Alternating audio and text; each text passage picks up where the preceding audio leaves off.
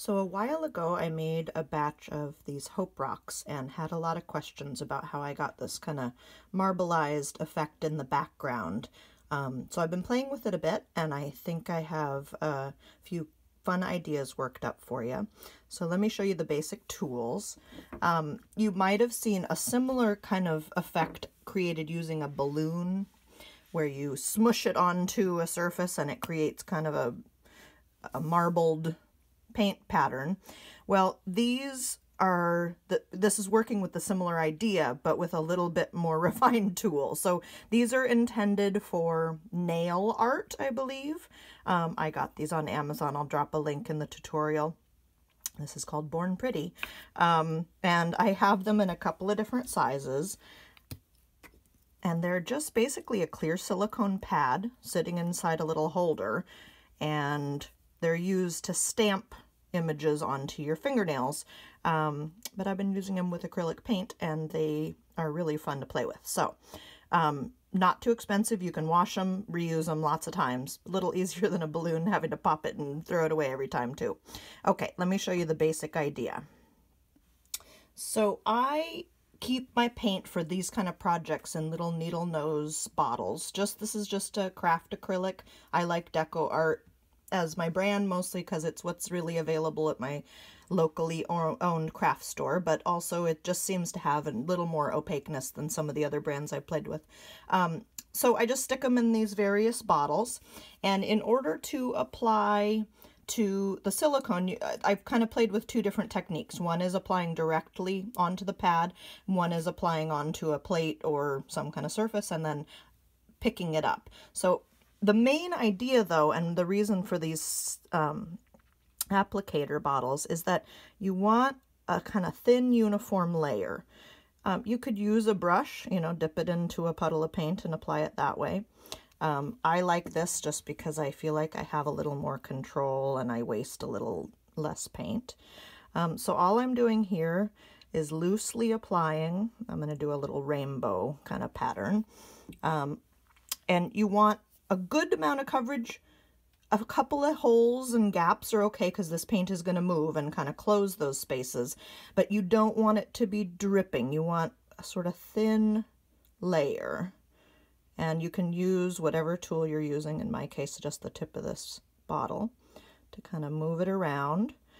As you play with this more, you may want to kind of swirl colors together, blend. You can do it right on that pad.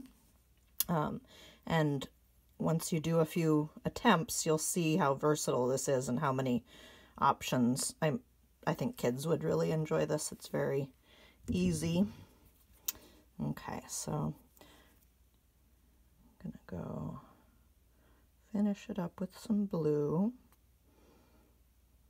Okay, so I'm gonna show you on this paper plate for ease of ability to see what I'm doing, but of course I do this on rocks. You could do it on canvas too.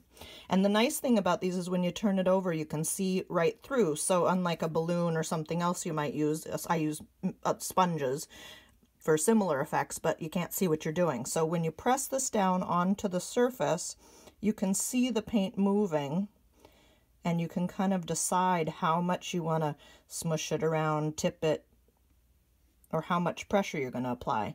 And look at how fun that is. So what I've been playing with doing a design like this is then applying it the reverse direction there, or maybe a couple of stamps, and you can go back paying attention to what colors are where and pick up some of the paint from that original one where it was a little thicker and redo where you don't get enough coverage. Again, pick up a little paint.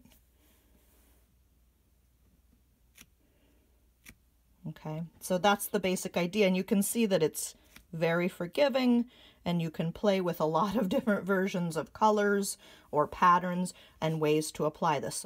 So I should say for cleaning these, sometimes I use a little baby wipe or something similar to get it off, but you will find lint sticks to this kind of gooey silicone surface. So usually the easiest is just to take it to your sink, rinse it off, pat it dry on a kind of lint-free cloth or something similar. So I'm going to show you another way to pick up a pattern onto here and stamp it. And I'm going to use colors that are fairly contrasting so you can see, but You could do this in any shade you want. So I'm going to just do kind of an X. And again, here I'm doing kind of the same amount of paint that I would have applied directly to that silicone pad. You want thin enough that you're not going to have it just smash out and destroy any semblance of a pattern you're trying to create. You don't want the colors to mix too much, or you won't be able to kind of distinguish anything but a mess. And you can kind of thin it out with the tip of that or a brush or whatever you prefer. So fill in this.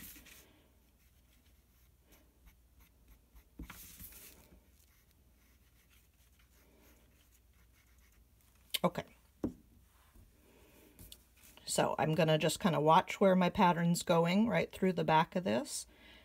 And you can see it's going to move the paint, but just kind of try to press, but not too hard. And you'll pick up that image. Then, again, I'm doing it on a paper plate, but you would be working on a rock. You can apply that repeatedly.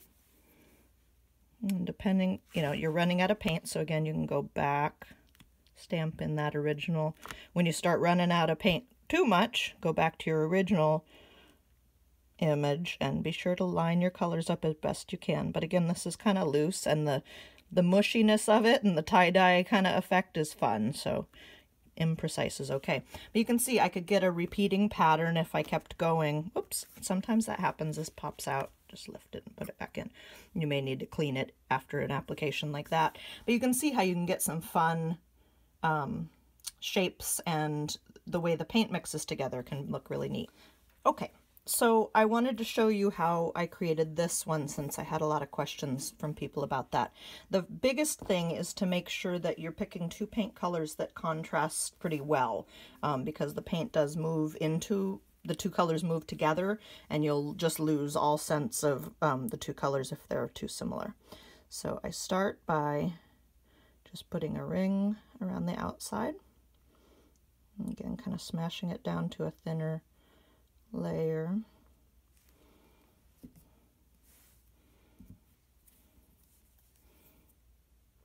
These bottles used to have a needle in them. I usually pull them out because I find they get clogged so much I almost can't use them.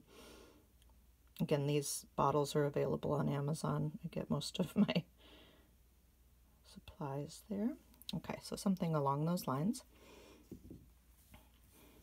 And then it is best to have a flat-ish rock for these projects, because this surface, although it will deform over a curve, it doesn't do very well over a very bumpy or round surface. Okay, and then just right on there. Okay, so I usually play with that a little bit. In this case, I would probably just be doing a round smush. Okay, so I kind of like the way that looks. I would let it dry, clean up the edges. Maybe I'd have done a bigger one if I was thinking this through a little bit. The rock has a little more room, or maybe write something on the outside. As a second example, I was going to show you on this bigger pad how to add that rainbow to a rock. And I will preface this by saying, if I was doing this with a little more forethought, I would have a rock that was painted white here for you, because I do find that some of the colors are less opaque, and with a white background you're going to notice that a little less, especially if you're trying to get something like a bright rainbow to show up. However, you'll get the general idea. And in this case, I'm going to use a sort of long and skinny rock here in the background. Well, not that long and skinny, but not perfectly round, because I'm going to try to carry that design down the length of it and cover the whole surface instead of just creating a circular blob.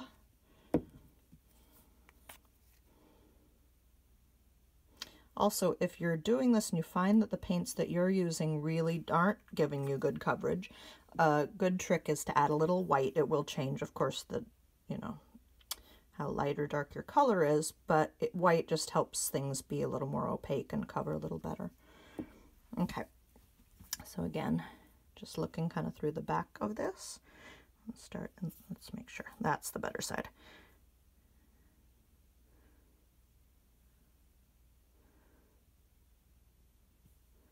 Ooh, I like it. Move it down here. So these have a tendency, because they're very slippery, to want to slide. You have to be careful to not let them, or you're, well, or let them and see what you get from that. It just will change how the paint moves. And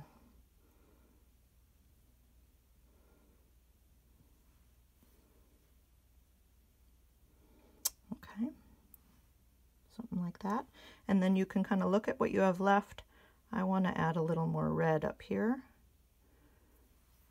And using the edge, I'm going to add a little more purple.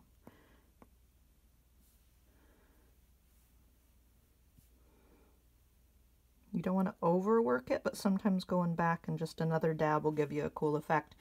And again, very imprecise. You can see where you can see the black through this. Sorry about the glare. So maybe a white background would have been nicer. And again, I might clean up the edges, play with a few different colors and see what I liked. But that gives you an idea how to work with that. Thanks so much.